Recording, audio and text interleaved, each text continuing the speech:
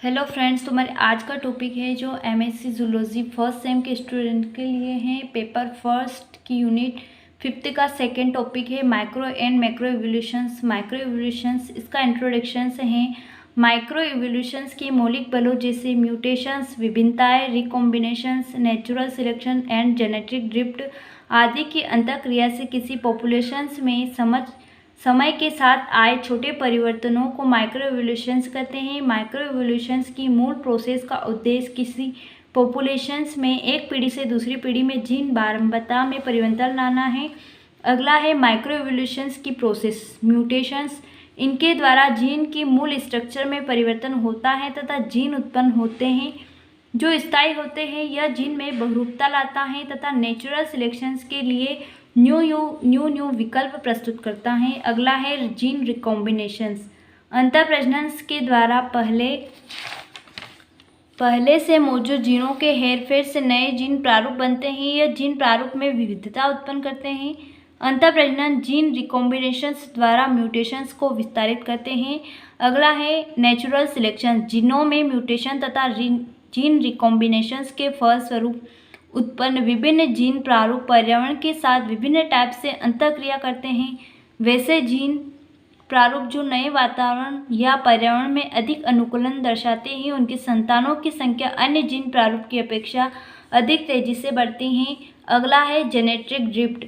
जब संबंधित मूल पॉपुलेशन से कुछ जीव ग्रुप बाहर चले जाते हैं या किसी भौगोलिक परिस्थिति यह पॉपुलेशन छोटे छोटे ग्रुप में बढ़ जाती हैं, तब इन विसंगति ग्रुप में जीन बारंबारता बड़ी तेजी से बदलती हैं। इस टाइप पॉपुलेशन छोटी होने पर आए जेनेटिक परिवर्तनों को जेनेटिक ड्रिफ्ट कहते हैं। ये छोटे पॉपुलेशंस बड़ी तेजी से एक दूसरे की स्वतंत्र दिशा में जेनेटिक इक्विलिब्रियम में परिवर्तन दर्शाती हैं।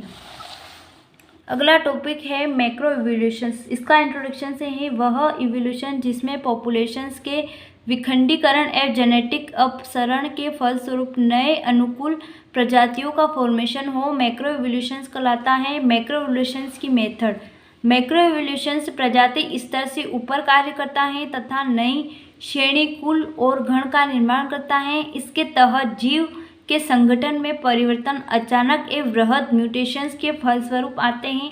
ऐसे म्यूटेशंस को गोल्ड स्मिथ के अनुसार मैक्रो म्यूटेशंस या वर्गीकृत म्यूटेशंस कहते हैं। मैक्रो इवोल्यूशन वैसे व्यष्टि ग्रुप पर कार्य करता है जो प्रतिस्पर्धा से मुक्त नए अनुकूली क्षेत्रों में रहते हैं। इस पूरी प्रोसेस को निम्नलिखित सारांश द्वारा समझा जा सकता है। नए अनुकूली क्षेत्र में व्यष्टियों की संख्या बहुत कम होती है, अतः नए हैबिट का लाभ उठाने के असीमित अवसर मिले होते हैं। इसलिए यहाँ अंतराजातीय संघर्ष सामान्य नहीं के बराबर होता है। यह नए क्षेत्र प्राकृतिक शत्रुओं से भी मुक्त होते हैं। इस प्रकार नए अनुकूली क्षेत्र में उपस्थित पॉपुलेशन इस पूरे क्षेत्र में उपस्थित विभिन्न आवास क्षेत्रों में फैली रहती हैं, जो अपने आप में परिस्थितियों एवं आवश्यकताओं के अनुसार अनुकूलन लाती रहती हैं।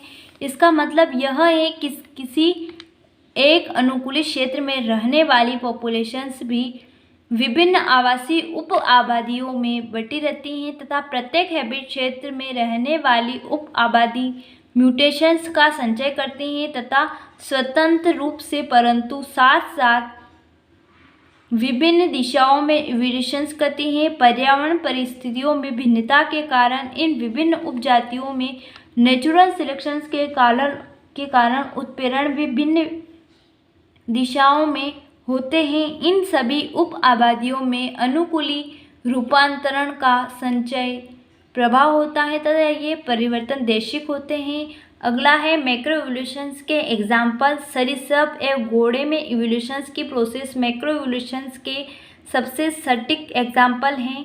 इन जंतुओं के जीवाश्म रिकॉर्ड अपसरण इवोल्यूशंस की पुष्टि करते हैं।